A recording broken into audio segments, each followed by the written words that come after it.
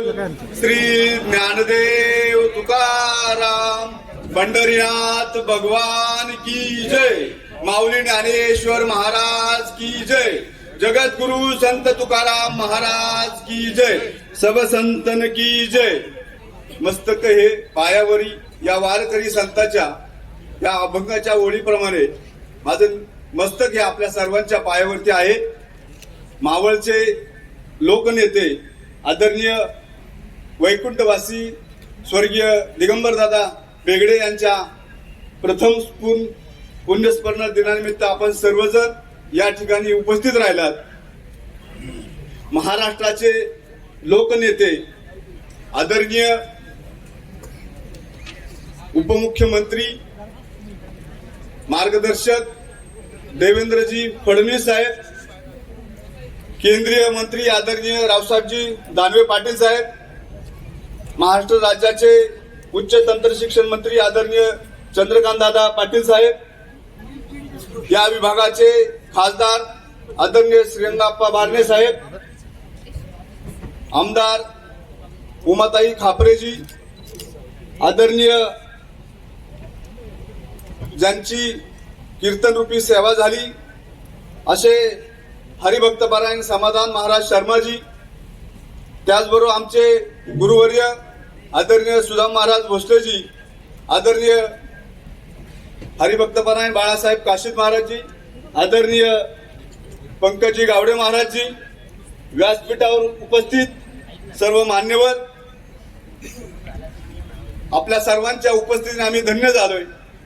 साहेब, या मावळचे लोकनेते आदरणीय स्वर्गीय दिगंबरदादा बेगडे यांच्या व्यक्तिमत्वाबद्दल आपल्या सर्वांना परिचय आहे।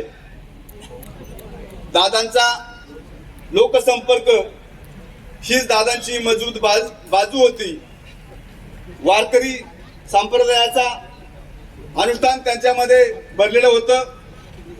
त्यांचा दिनक्रम साहेब असा असायचा, सकाळी एखादी दशक्रिया, दुपारी एखादा साखरपुडा, लग्न, संध्याकाळी एखादी घरभरणी लग्न, संध्याकाळच्या प्रत्येक कीर्तनाला गावातल्या हजेरी, अशा दिनचर्या त्यांची असायची। आणि ह्याच्यातच त्यांनी समाजकारण करत राजकारण केलं आणि समाजाची आणि पंढरीचा पांडुरंग राया यांची सेवा केली। दादांनी कधीही त्यांच्या सभापती असतील, आमदार असतील, मनामध्ये कधी अहंकार भरू दिला नाही। कुठलाही पदाचा रुबाब त्यांनी गाजवला नाही। त्या जनतेची सेवा करणं हेच डोळ्यासमोर ध्येय असायचं। साहेब, दादांनी कधी वारी चुकवली नाही। पंढरीची नित्य वारी दादांची असायची हे आपल्याला ज्ञात आहेच। आणि हे सगळं करत असताना दादांनी त्यांच्या कामामध्ये शिक्षणासाठी काम केलं, गाव तिथं शाळा उभी करण्यासाठी प्रयत्न केला। दादांनी आपलं सामाजिक सभागृह हे मंदिराच्या समोर केलं आणि धर्माचं काम त्या ठिकाणी केलं। अनेक खेडोपाड्यातली आमची गावं आहेत, पिण्याच्या पाण्याची मोठी समस्या असायची। पावसाळ्यामध्ये खूप पाऊस आणि पिण्याच्या पाण्याची समस्या असायची। तर पिण्याच्या पाण्यासाठी दादांच्या पाठीमागे लागलं की टँकर मुक्त तालुका हा दिगंबर दादांच्या काळात झाला। साहेब, या सगळ्या गोष्टी आपल्या सर्वांना ज्ञात आहेत। दादांनी आपली 2000 साली एक तुम्ही तरुण आमदार त्या ठिकाणी होता, नागपूरला ओळख करून दिली आणि आपल्या विधानसभेतले सर्वात तरुण आमदार आणि विधानसभेतले सर्वात हुशार आमदार म्हणून त्यावेळी ओळख केली। तेव्हापासून साहेब आपला या ठिकाणी मी सेवक म्हणून या ठिकाणी काम करतोय।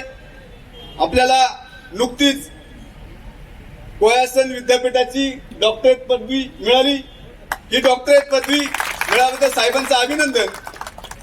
साहेब, आपण जलयुक्त शिवार सारखी योजना केली, सामाजिक समतेबद्दल काम केलं, इन्फ्रास्ट्रक्चर, त्याचबरोबर वॉटर रिसोर्समेंट या सगळ्यामध्ये काम केलं म्हणून आपल्याला ही डॉक्टरेट पदवी मिळाली।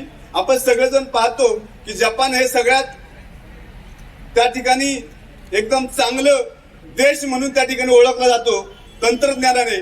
आणि अशा जपान सारख्या देशाने साहेबांना पदवी दिली आणि 120 वर्षानंतर पहिल्यांदा साहेबांना जी पदवी दिली आहे डॉक्टरेट म्हणून।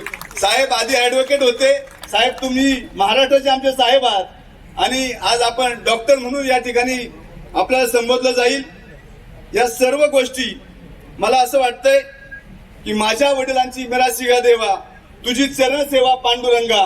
आमच्या बेगडे कुटुंबीय असेल, आमचा बेगडे परिवार असेल, माझ्या मावळची जनता असेल, ही आपल्या सदैव ऋणी राहील. साहेब, आपण मी ज्या पक्षाचं काम करतो, ज्या पद्धतीने दादांच्या मागे पांडुरंग कायम उभा असायचे, तसे साहेब मी पक्षात काम करतो भारतीय जनता पार्टीचा, मी धन्य झालो. साहेब, आज आपण माझ्या पाठीमागे उभे आहात. मला या ठिकाणी खूप ऋण व्यक्त करावं असं वाटतंय. आपण या ठिकाणी ज्यावेळी मी निमंत्रण द्यायला आलो, क्षणाचाही विलंब आपण लावला नाही. म्हणजे दादांचं पुण्यस्मरण आहे, मी 100% येणार आणि आपण आलात, मी आपला धन्य आहे. त्यामुळं मी आपल्या सर्वांची रजा घेतो. राहुलजी कुल साहेब या ठिकाणी उपस्थित राहिलेत, त्यांचंही धन्यवाद व्यक्त करतो. आणि आपल्या सर्वांच्या बद्दल काय बोलावं साहेब सुचत नाहीये. पण ज्यावेळी देहूला आदरणीय आपले लोकप्रिय पंतप्रधान नरेंद्रभाई मोदी आले, त्यावेळी मी एकदा निशब्द झालो होतो. आणि साहेब, आज आपल्या बरोबर भेटलो, आपण इथं आलात, पुन्हा एकदा मी निशब्द झाल्यासारखं मला वाटतंय. त्यामुळे आपला पुन्हा एकदा या ठिकाणी ऋणी आहे. खूप खूप धन्यवाद. आपला असाच आशीर्वाद आणि आपली साथ अशीच असावी, अशा प्रकारच्या भावना व्यक्त करतो.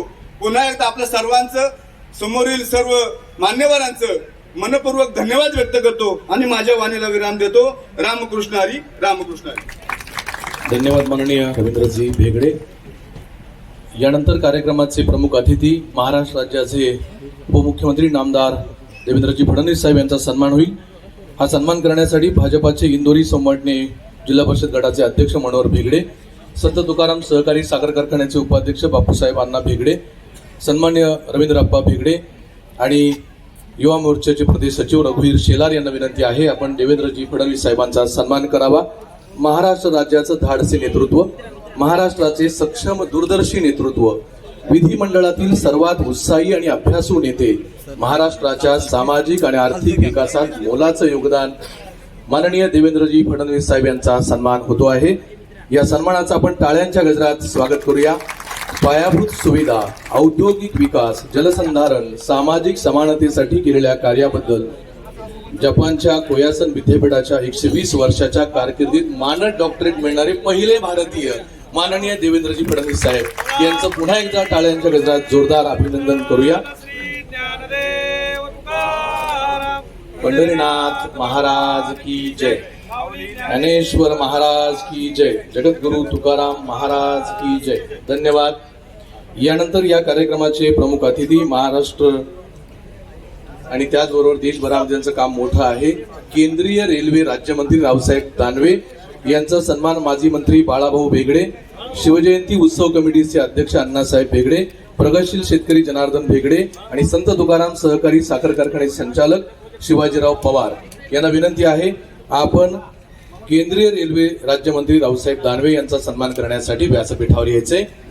सरपंच ते रेल्वे राज्यमंत्री असा प्रवास असणारे अभ्यासू नेते माननीय रावसाहेब दानवे यांचा सन्मान इथे आदरणीय माजी मंत्री बाळाभाऊ भेगडे, अण्णासाहेब भेगडे, जनार्दन भेगडे यांच्या शुभ हस्ते होतो आहे. शिवाजीराव पवार यांच्या शुभ हस्ते होतोय.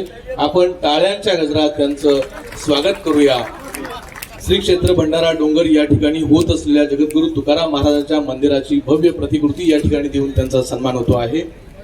यानंतर महाराष्ट्र राज्याचे उच्च तंत्र शिक्षण मंत्री माननीय चंद्रकांत दादा पाटील यांचा सन्मान होईल. महाराष्ट्र प्रदेश किसान मोर्चाचे अध्यक्ष गणेशजी भेगडे, शिरूरचे संपर्क प्रमुख संदीप सोमवंशी, भंडारा डोंगर ट्रस्टचे संयोजक गजाननजी शेलार आणि उद्योजक सागर पवार यांना विनंती आहे, आपण चंद्रकांत दादांचा सन्मान करावा. महाराष्ट्र राज्यातील एक कुशल संघटक म्हणून ज्यांची ओळख आहे, महाराष्ट्र राज्याचे उच्च आणि तंत्र शिक्षण मंत्री, त्याचबरोबर पुणे जिल्ह्याचे माजी पालकमंत्री आणि एक अभ्यासू नेते माननीय चंद्रकांत दादा पाटील यांचा सन्मान या ठिकाणी होतो आहे. आपण सर्वांनी टाळ्यांच्या गजरात या सन्मानाचं स्वागत करूया. यानंतर या कार्यक्रमाच्या निमित्तानं उपस्थित मावळ लोकसभा मतदारसंघाचे खासदार, महासंसदरत्न पुरस्कार विजेते श्रीरंगाप्पा बारणे यांचा सन्मान होईल. हा सन्मान करण्यासाठी PMRDA चे सदस्य वसंतराव भसे, उद्योजक प्रमोद भोंडवे, प्रशांत भेगडे आणि रणधीर भेगडे यांना विनंती आहे, आपण आप्पांचा सन्मान करण्यासाठी या ठिकाणी यायचंय. खरं तर आमच्या पिंपरी चिंचवडकरांचा, मावळकरांचा आणि पुणे जिल्ह्याचा एक अभिमान आहे. पीठासीन अधिकारी म्हणून आदरणीय आप्पांना आता संधी मिळाली आणि त्याचा आम्हाला सर्वांना अभिमान वाटतो. आपण टाळ्यांच्या गजरात आप्पांचा सन्मान होत असताना त्यांचं स्वागत करूया, अभिनंदन करूया. कार्यक्रमाचे प्रमुख अतिथी महाराष्ट्र राज्याचे उपमुख्यमंत्री देवेंद्रजी फडणवीस साहेब आणि यांच्या बरोबर आलेले चंद्रकांत दादा असतील, रावसाहेब दानवे, या सर्वांचं व्यस्त वेळापत्रक असल्यामुळं आपण इतर सर्वांचं शाब्दिक स्वागत करतो आहोत. सर्वांचं मनापासून स्वागत. सर्वांना विनंती आपण व्यासपीठावर स्थानापन्न व्हावं.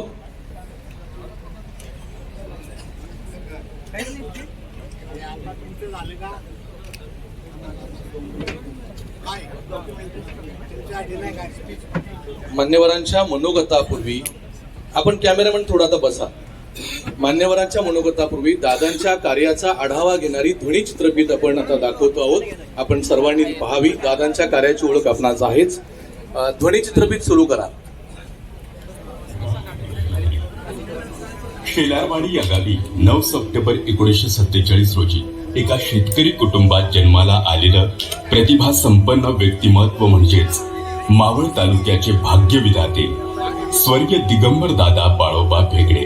गळ्यात तुळशीची माळ, डोक्यावरती टोपी, कुर्ता पायजमा आणि चेहऱ्यावरती सतत स्मित हास्य असलेले दिगंबर दादा. सरकीच्या अगोदरपासूनच आम्ही दिवाळंदीची वारी, पंढरीची वारी, आषाढी कार्तिकीची वारी अशा अनेक प्रकारच्या आम्ही नेहमी आमच्या बरोबर असायच्या. शेतामध्ये यायचे तिथं आणि मग ते माया माग आवडताचे हिंडायचे, डोळायचे, बघून आपले घरी जायचे. स्वर्गीय दिगंबर दादांनी काबाड कष्ट करत कुटुंबातील सदस्यांच्या साथीने दूध व्यवसाय आणि शेती क्षेत्रात एक प्रगतशील शेतकरी असा नावलौकिक मिळवला. अगदी तरुण वयात वडिलोपार्जित शेतीमुळे त्यांचा संबंध शेतकरी संघटनेचे नेते स्वर्गीय शरद जोशी साहेब यांच्याशी आला. तालुक्यातील सहकाऱ्यांसोबत त्यांनी शेतकऱ्यांच्या हितासाठी अनेक आंदोलनं केली आणि त्यांचं सामाजिक कार्य बहरत केलं. 1980 साली इंदोरी ग्रामस्थांच्या मनात आपलेपणाची भावना निर्माण करत इंदोरी ग्रामपंचायतचे 8 वर्ष बिनविरोध ग्रामपंचायत सदस्य, मावळ तालुका कृषी उत्पन्न बाजार समिती संचालक, ते पुढे मावळ तालुका पंचायत समितीचे उपसभापती व प्रभारी सभापती अशा पदांवर त्यांनी काम केले. 1995 साली विधानसभा निवडणुकीत भारतीय जनता पार्टीच्या उमेदवार सौ रूपलेखाताई ढोरे यांना निवडून आणण्यासाठी श्री एकनाथराव टिळे यांच्या समवेत प्रचाराची धुरा सांभाळत अतिशय दुर्गम असणारा मावळ मतदारसंघ त्यांनी अक्षरशः पिंजून काढला आणि भारतीय जनता पक्षाचा विजय सुनिश्चित केला. 1997 साली जिल्हा परिषद निवडणुकीत त्यांना अल्पशा मतांनी पराभव स्वीकारावा लागला. मात्र या पराभवाची कोणतीही सल मनात न ठेवता ते पुन्हा जोमाने कामाला लागले. मतदारसंघातील दांडगा जनसंपर्क, मावळ तालुक्यातील लोकांशी जपलेला आपलेपणा आणि एक निष्कलंक चारित्र्य संपन्न असणाऱ्या स्वर्गीय दिगंबरदादा भेगडे यांच्या व्यक्तिमत्वाने भाजपचे तत्कालीन ज्येष्ठ नेते स्वर्गीय केशवरावजी वाडेकर साहेब यांचे लक्ष वेधले आणि 1999 ची आमदारकीची उमेदवारी स्वर्गीय दिगंबरदादा यांना मिळाली. प्रगतशील शेतकरी, पंढरीचा वारकरी, विधानसभेचा मानकरी ही प्रचाराची घोषणा देत सर्व कार्यकर्त्यांनी झोकून काम केले. समोर श्री कृष्णराव भेगडे आणि पाय श्री चंद्रकांत दादा सातकर यांच्यासारखे मातब्बर विरोधक उभे असताना फक्त कार्यकर्त्यांच्या जोरावर आणि आपल्या स्वभावाने स्वर्गीय दिगंबर दादांनी सर्व मतदारांची मनं जिंकत मोठ्या मताधिक्याने निवडणूक जिंकली. मावळ तालुक्याच्या जनतेने एका सर्वसामान्य शेतकरी कुटुंबातील व्यक्तीला तालुक्याचा आमदार केलं. पण दिगंबर शेठ वेगळ्याने विचारलं की आमदार साहेब, मी आणि कृष्णराव भेगडे आर्थिकदृष्ट्या जबरदस्त शक्तीची माणसं असताना सुद्धा तुम्ही निवडून आलाय, त्याचं कारण काय? म्हणजे मी बँकेतून कर्ज घेतलं इंदोरीच्या महाराष्ट्रात आणि कर्ज घेऊन निवडणूक लढवली. म्हणलं आम्ही पैसे असून आम्ही निवडणूक लढवली, तुम्ही कर्ज घेऊन निवडणूक लढवली. ते म्हणजे नाही, लोकांचं ते लोकांनी मला निवडून दिलेलं आहे आणि मी आयुष्यभर जनतेची सेवा करत, पण मी सत्तेचा माज कधी देणार. गावातला एक छोटासा साधा कार्यकर्ता, तो सरपंच आहे का नाही, गावचा अध्यक्ष आहे का नाही, कधी पाहिलं नाही, पण जो जाईल त्याला आमदार फंड मिळायचा. जाईल त्याची अडचण, पिण्याच्या पाण्याची योजना असेल, बोरवेल असेल, शाळेची फुले असेल, व्यायामशाळा असेल, स्मशानभूमी असेल, त्यांच्या काळात अनेक ठिकाणी साखर झाली, शाळा विकास केल्या झाल्या, स्मशान उभे झालेले आहेत, तुम्हाला म्हणजे आंध्राचा पूल झालेला आहे. प्रत्येकाशी असलेले जिव्हाळ्याचे संबंध आणि कमवलेली जीवाभावाची माणसं या संपत्तीच्या जोरावर त्यांनी 2004 साली पुन्हा एकदा भारतीय जनता पार्टीच्या वतीने आमदारकी लढवली. पुन्हा आमदार झाल्यानंतर आमदारकीची हवा आपल्या डोक्यात घुसू न देता एक निष्कलंक, चारित्र्य संपन्न आणि शेतकऱ्यांचा, वारकऱ्यांचा आमदार म्हणून महाराष्ट्रभर नावलौकिक मिळवला. राष्ट्र प्रथम, नंतर पक्ष आणि शेवटी स्वतः या भारतीय जनता पक्षाच्या विचाराप्रती कटिबद्ध राहून 2009 साली पक्ष नेतृत्वाचा आदेश शिरसावंद मानून नवीन नेतृत्वाला संधी देण्यासाठी थांबण्याचा निर्णय घेत स्वर्गीय दिगंबर दादांनी आपल्या दातृत्वाची पुन्हा एकदा जाणीव करून दिली. आमचे नेते गोपीनाथजी मुंडे नेहमी म्हणायचे की दिगंबर शेठ बेगडे हा कोळशाच्या खाणीत काम करून अंगावर डाग पाडून न घेणारा असा हा आमदार मी विधानसभेत देखील पाहिला नाही. दिगंबर बेगडेंना पर्याय नाही, असा आमदार पुन्हा होणे नाही. कुणालाही न दुखवणारा आणि कुणाचं काम न थांबवणारा आणि सर्व जातीमध्ये आणि सर्व पक्षामध्ये ज्याला श्रद्धा भावना म्हणतात अशा भावना त्या आमदाराभोवती झाल्या, त्या एकमेव आमदार दिगंबर शेठ बेगडे. शेतकऱ्यांच्या जिव्हाळ्याचा विषय असणाऱ्या आणि ग्रामीण अर्थव्यवस्थेत मोलाचे योगदान देणाऱ्या बैलगाडा शर्यत पुन्हा सुरू होण्यासाठी स्वर्गीय दिगंबर दादांनी गल्ली ते दिल्लीपर्यंत लढा दिला. जगद्गुरु संत श्रेष्ठ श्री तुकाराम महाराजांनी ज्या भंडारा डोंगरावर वास्तव्य केले, गाथा लिहिली, अशा पवित्र स्थळाला तीर्थक्षेत्राचा दर्जा मिळवण्यासाठी श्री बाळासाहेब काशीद आणि ट्रस्टच्या सर्व सहकाऱ्यांच्या ते पाठीशी उभे राहिले. कुटुंब म्हणून पुतण्या रवींद्र भेगडे यांना त्यांनी मंदिराच्या कामात उतरवलं आणि त्यांच्या समोर मंदिराचा भक्कम पाया भरला गेला. परंतु मंदिराचा कळस बघण्यासाठी दादा आपल्यात थांबले नाहीत. मावळ तालुक्याचे भाग्यविधाते, भारतीय जनता पक्षाचे निष्ठावंत ज्येष्ठ नेते, तालुक्यातील सामाजिक आध्यात्मिक क्षेत्रातील जाणकार, भेगडे कुटुंबियांचा आधारवड, सर्वांचे लाडके दिगंबर दादांचं हृदयविकाराने दुःखद निधन झालं. ही बातमी वाऱ्यासारखी मावळ तालुक्यात पसरली. आपल्या घरातला करता गेल्याच्या अतीव दुःखाने मावळची भोळी भाबडी जनता टाहू पडू लागली. त्यांच्या जाण्याने महाराष्ट्राच्या राजकारणातला अजात शत्रू, मितभाषी, पंढरीचा नित्य वारकरी, गोरगरीब शेतकऱ्यांचा वाली आणि हक्काच्या आमदाराला जनता कायमची मुकली.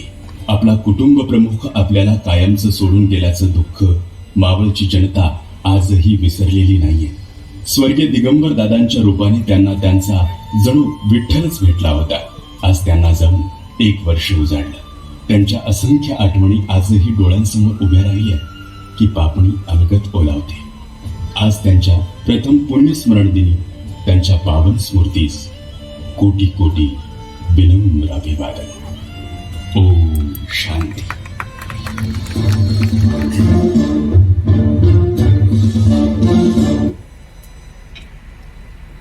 स्वर्गीय दादांच्या प्रथम पुण्यस्मरणाच्या निमित्ताने साहेब, आम्ही आपल्याकडे एकच मागणी आज करतो की देशाचे महामहिम राष्ट्रपती APJ अब्दुल कलाम साहेब या नदीच्या पलीकडे असलेल्या आमच्या परिवारातल्या 500 एकर जमीन जी मिसाईल प्रकल्पासाठी त्या ठिकाणी संपादित केली गेली, त्यावेळेस दिगंबर दादा, कृष्णरावजी भेगडे आणि शंकर मामा शेलार यांनी सांगितलं की देशाच्या सुरक्षेसाठी आपण जमीन देत आहोत. मोबदला आपल्याला मिळेल तो मिळेल, केव्हा मिळेल तो नंतरचं बघू, पहिली आपण देशाच्या सुरक्षेसाठी जमीन द्यायची. ती 500 एकर जमीन त्यावेळेस आम्ही सगळ्या परिवाराने एकत्र निर्णय घेऊन मिसाईल प्रकल्पासाठी दिली. केंद्र सरकारकडे, संरक्षण विभागाकडे तो आमचा प्रस्ताव अंतिम टप्प्यामध्ये पडून आहे. आपण त्याच्यामध्ये विशेष लक्ष घालून, माननीय दिगंबर दादांचं स्वप्न आहे की आमच्या शेतकऱ्यांना लवकरात लवकर त्याचा मोबदला मिळावा, याच्यासाठी आपण विशेष प्रयत्न करावेत. आणि स्वर्गीय श्रद्धेय पंतप्रधान अटल बिहारी वाजपेयी साहेब 1977ला जनसंघाच्या सभेसाठी मावळला आले होते. आणि त्यावेळेस नथुभाऊजी भेगडे पाटील आणि कृष्णारावजी भेगडे अशी निवडणूक त्या ठिकाणी चालू होती आणि त्या सभेमध्ये अटलजींनी एक वाक्य सांगितलं होतं, ये भी भेगडा और वो भी भेगडा दोनों कर रहे हैं झगडा, असं म्हणून त्या ठिकाणी त्यांनी ते वाक्य सांगितलं होतं. आता बापूसाहेब भेगडे भेगडे लढाई थोडी, आता आपण परंपरा बदलू, परंतु या तालुक्याच्या हितासाठी या ठिकाणी होत असलेला इंद्रायणी नदीवरचा पूल साहेब, आपल्याकडेच ते विभाग असल्यामुळे जलसंपदा या रस्त्याला आणि पुलाला माननीय दिगंबर दादा बेगडे यांचंच नामकरण करण्याचा ठराव देखील आजच्या या सभेच्या निमित्ताने करावा आणि आपण त्याला मान्यता द्यावी एवढी विनंती करतो आणि थांबतो. यानंतर पुणे जिल्ह्याचे माजी पालकमंत्री आणि महाराष्ट्र राज्याचे उच्च तंत्र शिक्षण संसदीय कार्यमंत्री माननीय चंद्रकांत दादा पाटील यांनी सभेला संबोधित करावं अशी विनंती करतो.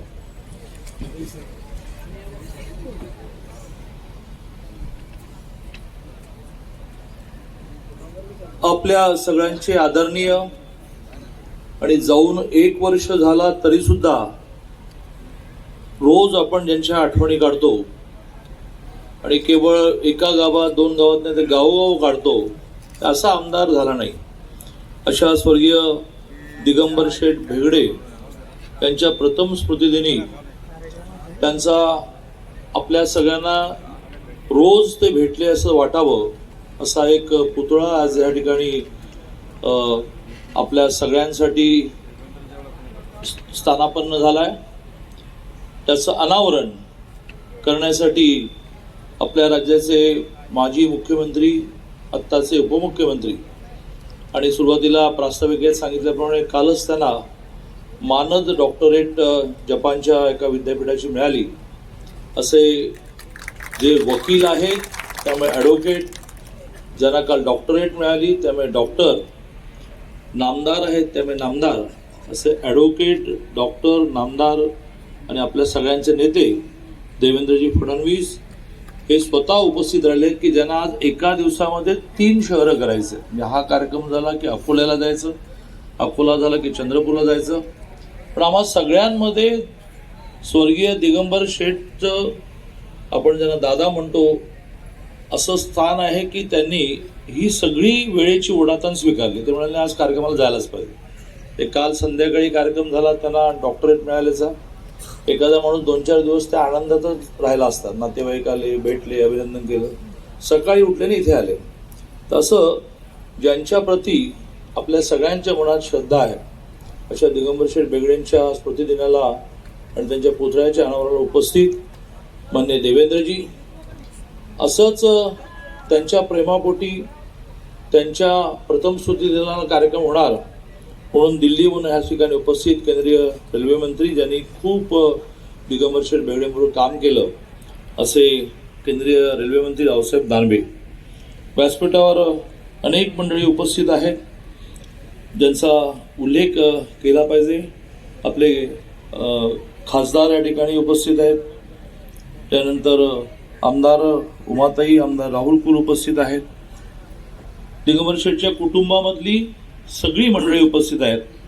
मी सुरुवातीलाच म्हटल्याप्रमाणे थोडं देवेंद्रजींचं पुढचं टाइम टेबल पाहता सगळ्यांच्या नावाचा उल्लेख न करता व्यासपीठावर सर्व मान्यवर आणि प्रचंड मोठ्या संख्येने दिगंबर शेठच्या प्रेमापोटी, श्रद्धेपोटी, त्यांच्या आठवणीने उपस्थित बंधू आणि भगिनींनो, माझ्या आधी पण प्रास्ताविकामध्ये प्रामुख्याने रवी भेगडेंनी दिगंबर शेठच्या आठवणी आपल्या सगळ्यांसमोर सांगितल्या आणि एक अतिशय चांगली ऑडिओ व्हिडिओ कॉम्बिनेशन असणारी, दिवसा व्हिडिओ दिसत नाही म्हणून अतिशय विचारपूर्वक ऑडिओ की ज्याच्यातून आपल्याला दिगंबर शेठच्या आठवणी ऐकायला मिळतील अशी क्लिपही आपण ऐकली, पाहिली आणि आपल्या सगळ्यांच्या मनामध्ये खूप आठवणी आहेत. मला एवढंच आपल्या सगळ्यांना म्हणायचं आहे की आजच्या सगळ्या राजकीय जीवनामध्ये निवडून येण्याची काही वैशिष्ट्य मांडली जातात की तो माणूस श्रीमंत असला पाहिजे, त्या माणसाची 2-4 दादा लोक ज्यांच्या हाताशी 400-500 लोक आहेत असे संबंध असले पाहिजे, त्याला काही झालं की फ्लेक्स लावता आलं पाहिजे, 1 नाही 100 लावता आलं पाहिजे, तर तो निवडून येऊ शकतो. असं आजच्या राजकारणामध्ये एक वातावरण असताना ते वातावरण काही वेगळं नव्हतं, आता थोडं जास्त झालं. पण ज्या काळामध्ये सुद्धा मग अशी त्यांच्या विरुद्ध हरलेल्यांनी प्रतिक्रिया दिली की तुम्ही तर बँकेतून कर्ज काढलं आणि आमच्याकडे तर प्रचंड पैसे होते, असा त्या काळात सुद्धा पैशावर निवडणुका लढवल्या जात होत्या. त्याही वेळेला स्वतःच्या कामाने जे विजयी झाले, विजयी झाल्यानंतर अहंकार निर्माण नाही झाला. सध्या संपूर्ण जग एका गुणाच्या बाबतीमध्ये खूप आग्रही आहे की तुम्ही बाकी काही करा की नाही करा, हो जरा नम्र राहा. निवडणुकीला नम्र इतकं वागायचं की इतकं वागायचं की पडतो की काय वाटावं, निवडणूक झाल्यानंतर मात्र ताट. अशा वातावरणामध्ये दोनदा आमदार होऊन सुद्धा दिगंबर शेठ कधीही अहंकारी झाले नाही.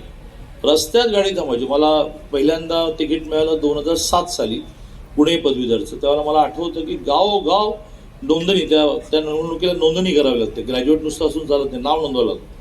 माझ्याबरोबर गावोगाव हिंडायचं.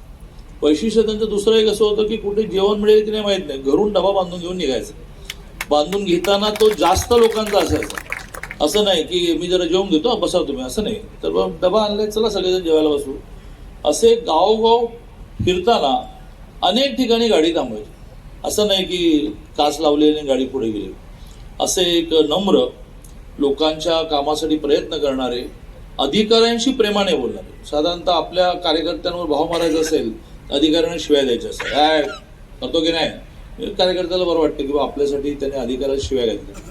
पण ते कामही करून घ्यायचे आणि अधिकाऱ्यांशी कधीही रागाने बोललेले, त्यांचा अपमान केलेला मी त्यांना कधी पाहिलंच नाही. आम्हा सगळ्यांशी सुद्धा तेवढं करणार का, तेवढं झालं तर जरा बरं होईल, लोकांचं काम होईल, असं अतिशय नम्रपणे आपल्या कामाचा फॉलोअप करणारं एक व्यक्तिमत्व की जे आजच्या राजकारणामध्ये अन्य राजकारण्याने सुद्धा ज्याचा धडा घेतला पाहिजे असे दिगंबर शेठ, की जे वारी त्यांची कधी चुकली नाही. वडिलांच्या पुण्यस्मरणाला सुद्धा कीर्तन प्रवचन झालं पाहिजे, 5,000 हजार लोक आले पाहिजे, सगळ्यांचं जेवण झालं पाहिजे, असं सारखं लोकांना काहीतरी दिलं पाहिजे असं वाटणारे दिगंबर शेठ आपल्यातून गेले. आपल्या सगळ्यांना आठवतं की ते तसे अचानक गेले. जेव्हा बातमी आली तर अनेकांना वाटलं अरे काल तर भेटले, परवा तर भेटले, असे अचानक गेल्यामुळे एक चटका आपल्या सगळ्यांना लागला.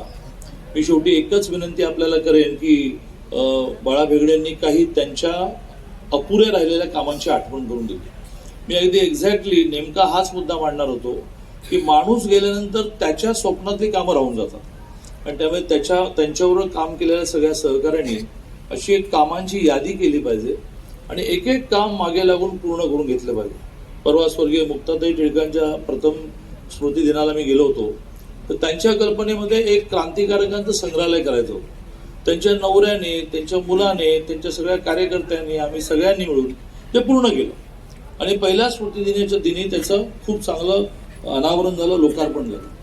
असं दिगंबर शेठने सुद्धा ज्या ज्या कल्पना मांडल्या होत्या त्या सगळ्या कल्पना लिहून काढा. माननीय देवेंद्रजी, अशी ताकद आहे की आता तुम्ही ते 2 मागण्या केल्या, त्यांच्याकडे कागद पेन घेणं लिहिणं हा भाग आहे, पण त्याच्या इथे पटकन रेकॉर्ड होतं आणि तुम्हालाच विसर पडलेला असताना, कारण बऱ्याच वेळेला आपण एखाद्या कार्यक्रमात मांडतो आणि आपण विसरून जातो, ते तुम्हाला आठवण करतील की ते पलीकडच्या 500 एकराच्या नुकसान भरपाईचा प्रस्ताव मी बराच पुढे आणलेला आहे आणि त्यामुळे अशा सगळ्या गोष्टी त्यांच्या अपुऱ्या राहिलेल्या आपण मांडून मागे लागून पूर्ण करून घेतल्या तर त्यांना खरी आदरांजली ठरेल. मी भारतीय जनता पार्टीच्या वतीने, शासनाच्या वतीने त्यांना आदरांजली अर्पण करतो. धन्यवाद दादा. दरम्यान बापूसाहेब पठारे, उमाताई खापरे, शंकरभाऊ जगताप आणि मंगलदास बांदल आपलं स्वागत आहे. यानंतर केंद्रीय रेल्वे राज्यमंत्री माननीय नामदार रावसाहेबजी दानवे साहेब यांना विनंती आहे.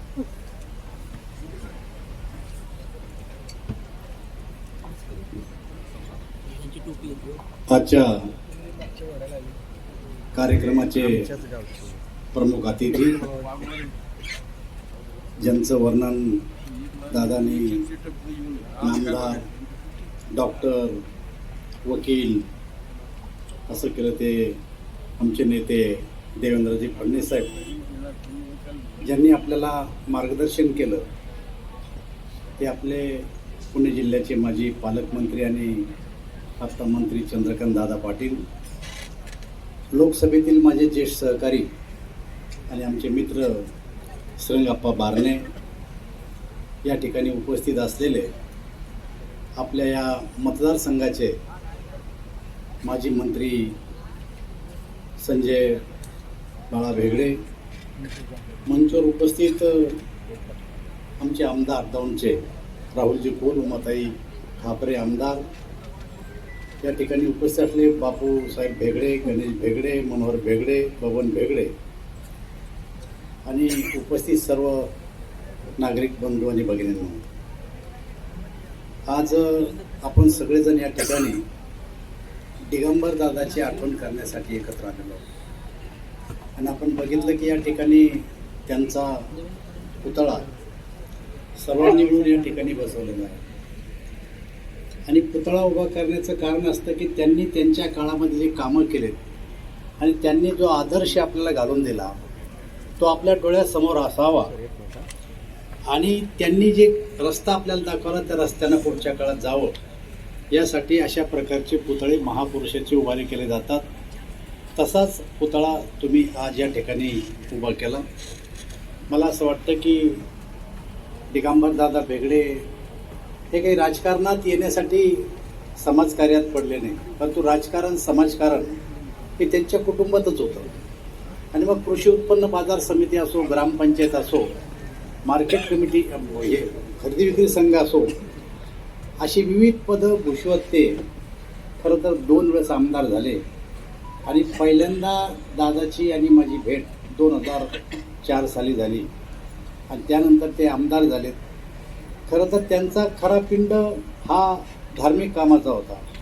आणि विधानसभेला उभं राहिल्याच्यानंतर आता तुम्ही सांगितलं की त्या काळामध्ये एक घोषणा दिल्या गेली सर्वांकडून की पंढरीचा वारकरी आणि विधानसभेचा मानकरी, अशी त्या काळात लोकांनी सगळ्यांनी त्या काळामध्ये घोषणा दिली.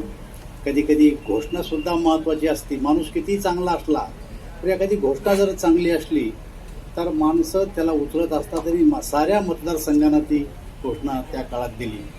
मला एक प्रसंग आठवतो की प्रमोद महाजन हे आमचे नेते असताना त्यांनी मला एकदा बुलढाण्याला पाठवलं आणि बुलढाण्याला आम्हाला उमेदवार भेटत नव्हता. SC कॅन्डिडेट होता. शोधला आम्ही इकून तिकून आणि मला सांगितलं की त्या कॅन्डिडेटला तू जाऊन घेऊन ये. मी कॅन्डिडेटच्या घरी गेलो तर पत्राचं घर, 2 बकऱ्या बांधलेल्या आणि कॅन्डिडेटला कपडे बिपडे करून मी त्याला आपल्या बुलढाण्याला आणलं. आणि मला प्रमोदजीनं सांगितलं की रावसाहेब, तुला या उमेदवाराचा प्रचार करायचा.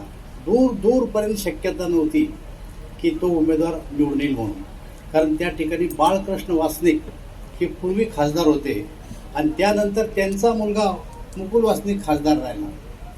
फॉर्म भरला. मी 100-200 लोक गेलो, फॉर्म भरला आणि फॉर्म भरल्याच्यानंतर छोटी सभा, आपली 200-400 लोकांची सभा झाली आणि कोणीतरी खालून एक जण उठला आणि त्यानं घोषणा दिली. कारण पूर्वी बाळकृष्ण आणि मुकुल हे दोघं बापलेका आमदार खासदार होते. त्या माणसानं घोषणा दिली, बंद करा बापलेकाचे चाळे, निवडून आणा सुखदेव नंदाजी काळे. म्हणजे आमचा उमेदवार सुखदेव नंदाजी काळे होता. आणि पैसा नाही, अडकाने, गाडी नाही, घोडं नाही आणि त्या टायमाला सुखदेव नंदाजी काळे आमचा निवडून आला.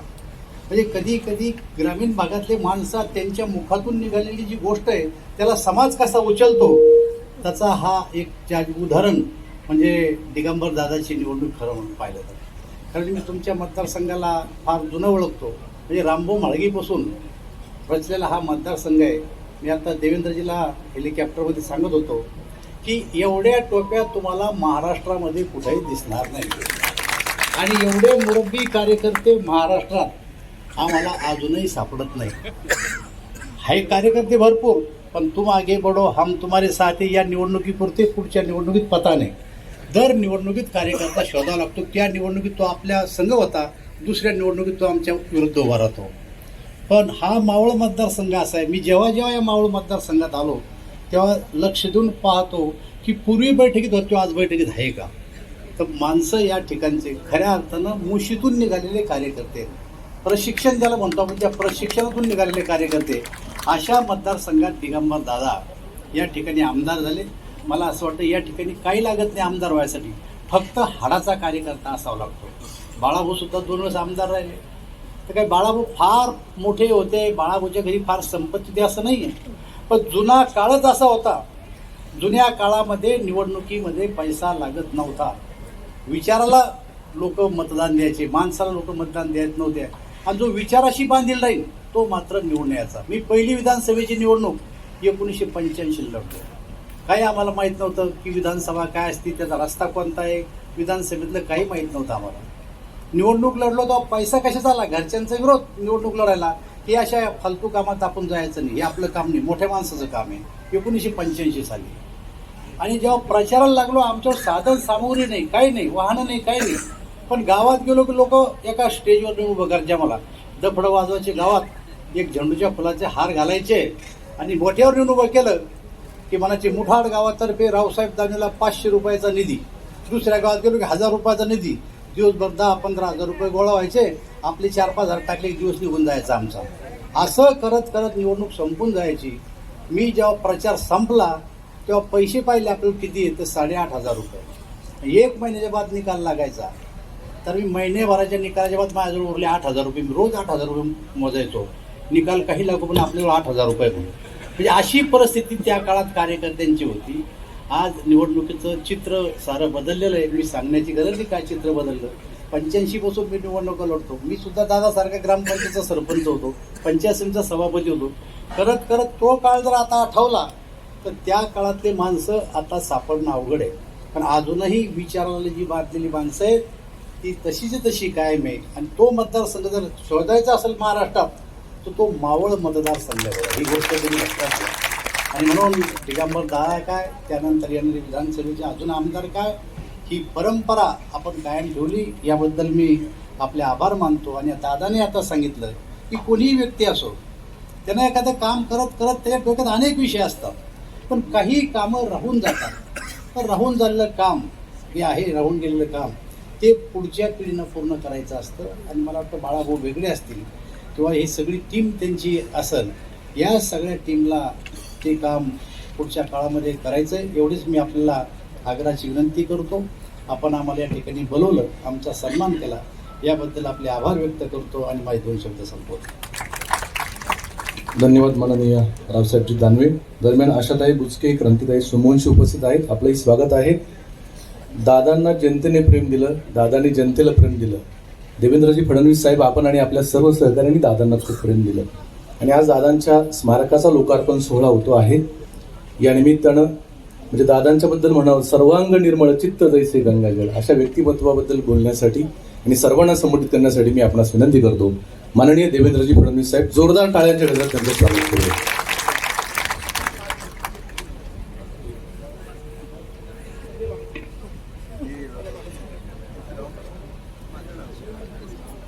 कैलासवासी दादा म्हणजेच आपले दिगंबर शेठ भेगडे यांच्या प्रथम पुण्यस्मरण सोहळ्याच्या निमित्ताने आणि स्मारक अनावरणाच्या निमित्ताने मंचावर उपस्थित असलेले केंद्रीय मंत्री माननीय रावसाहेब दानवे पाटील,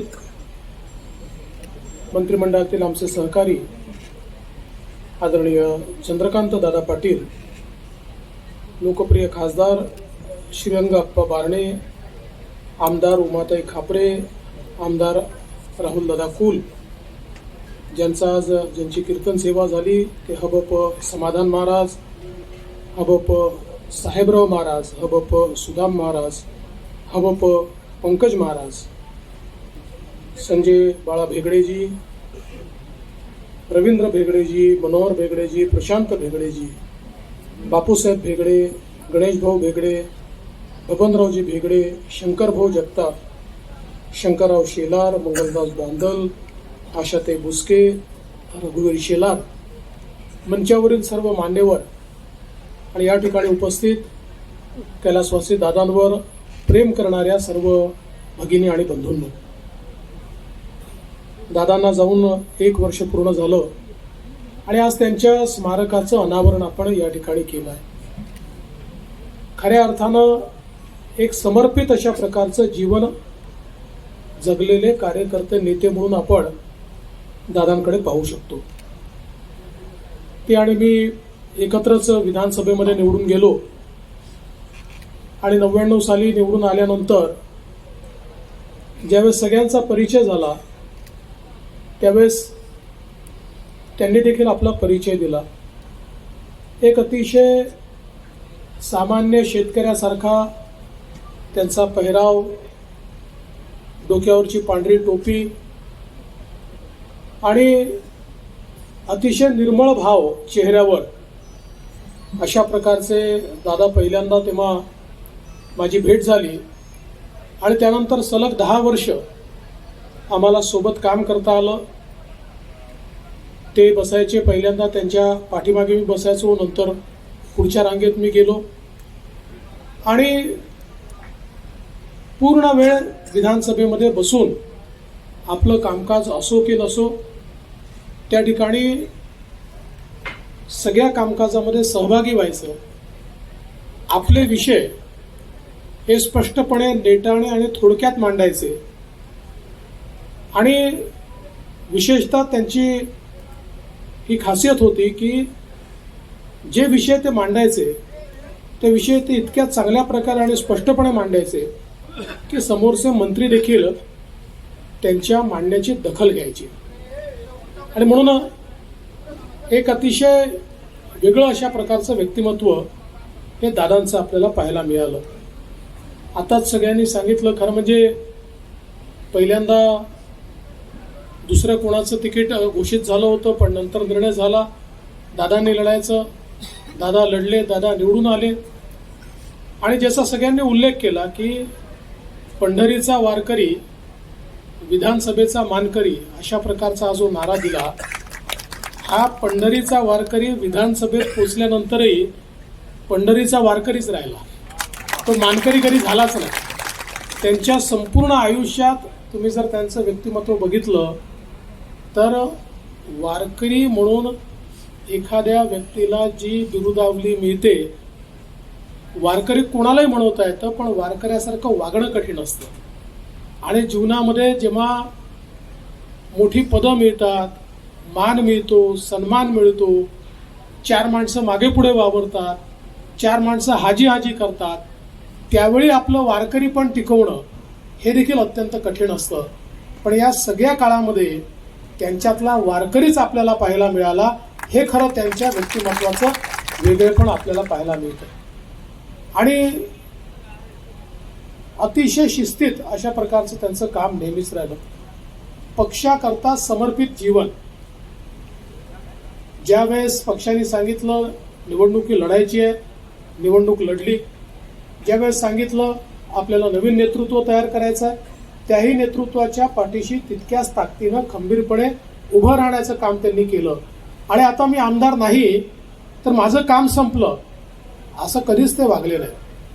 ते आमदार नसले तरी जे काही मूलभूत प्रश्न आहेत ते प्रश्न घेऊन सातत्याने त्या प्रश्नांचा पाठपुरावा ते करतच राहिले. मी देखील मुख्यमंत्री असताना अनेक वेळा ते माझ्याकडे यायचे, बाळाभाऊंसोबत यायचे, रविभाऊंसोबत यायचे, वेगवेगळ्या वेळी कधी स्वतः यायचे आणि त्यांचा स्वतःचा कधी प्रश्न नसायचाच.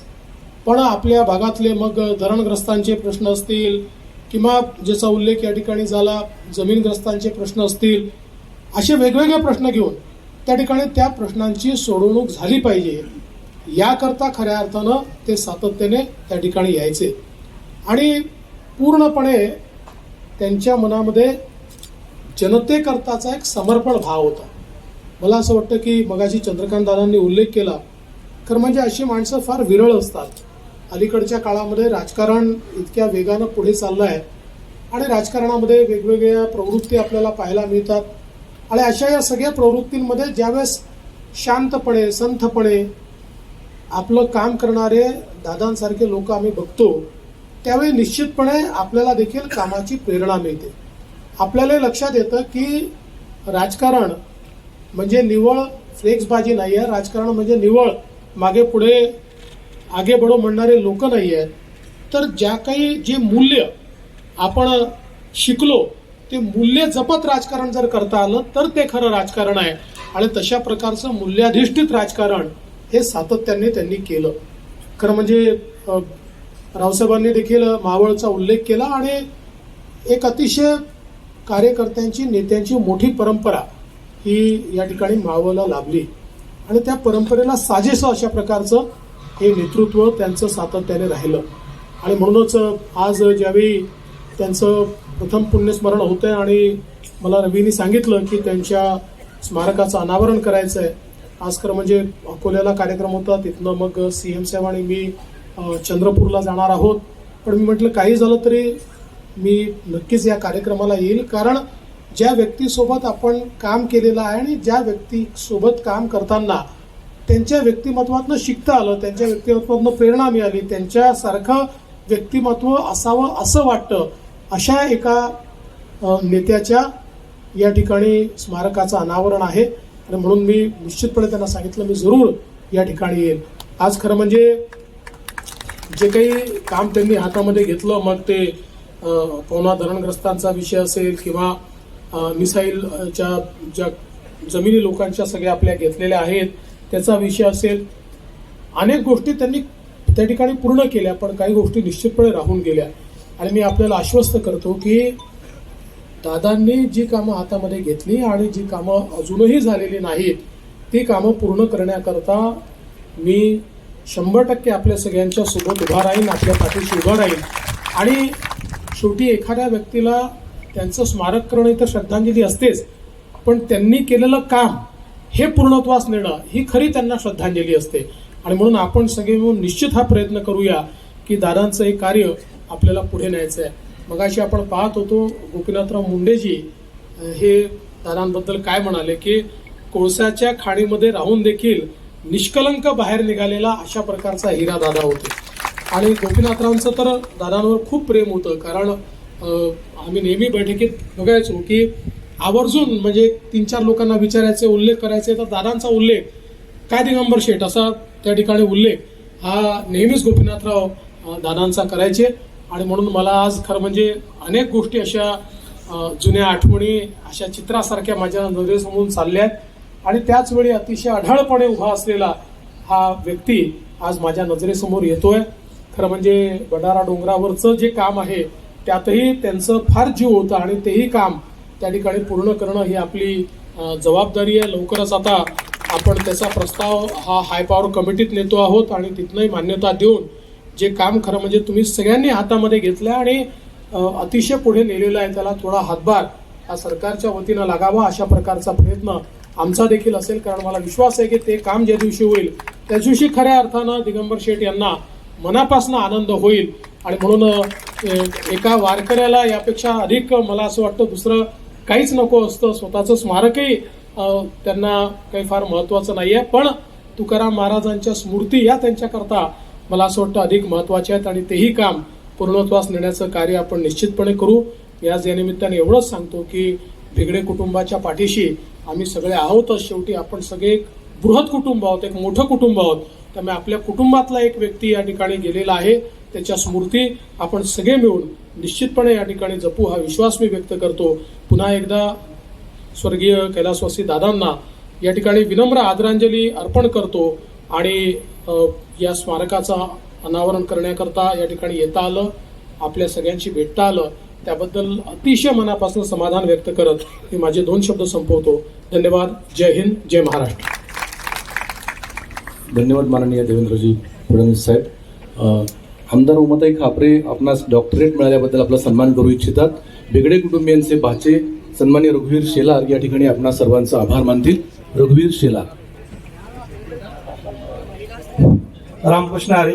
सर्वांना एकच मिनिट विनंती आहे, गडबड करू नका, पहिले मान्यवर जाऊ द्या आणि आपण याच मंडपामध्ये जेवणाला बसणार आहोत. आपण माजी आमदार स्वर्गीय दिगंबरदादा भेगडे यांच्या प्रथम पुण्यस्मरणानिमित्त सर्वच मान्यवर आणि महाराष्ट्र राज्याचे उपमुख्यमंत्री माजी मुख्यमंत्री आदरणीय देवेंद्रजी या ठिकाणी प्रमुख पाहुणे म्हणून उपस्थित राहिले. त्यांच्या शुभ हस्ते हा कार्यक्रम संपन्न झाला. देवेंद्रजींचं मनपूर्वक आभार. माननीय नामदार रेल्वे मंत्री सन्माननीय चंद्रकांतदादा पाटील, माननीय नामदार सन्माननीय रावसाहेब दानवे पाटील, माननीय केंद्रीय मंत्री त्याचप्रमाणे माननीय चंद्रकांतदादा पाटील व आपल्या तालुक्यातील सर्व आजी माजी पदाधिकारी आणि विशेष करून आजचं ज्यांचं कीर्तन संपन्न झाले असे हरिभक्तपरायण समाधान महाराज शर्मा उपस्थित सर्व व्यासपीठावरील मान्यवर वारकरी संप्रदायातील सर्व ज्येष्ठ मंडळी या ठिकाणी आजच्या कीर्तनासाठी संगीत गायन आणि सर्व साथ देणारे सगळे वारकरी ज्यांनी याचं